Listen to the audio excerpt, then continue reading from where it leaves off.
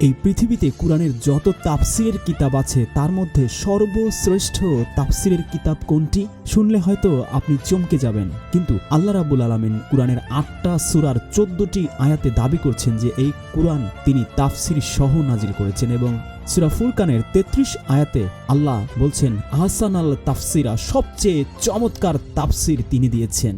সূরা বানী ইসরাঈল ১২-৪১, সূরা আনামের ৫৫-৯৮, ১১৪, ১১৯, ১২৬ আয়াত, সূরা আরাফ ৩২-৫২, সূরা ইউসুফ ১১১, সূরা তহা ১১৩, সূরা ফুসসিলাত ৩ ও ৪৪ আয়াতে আল্লাহ দাবি করছেন যে তিনি তাফসির বা ব্যাখ্যা সহ এই কুরআন নাজিল করেছেন।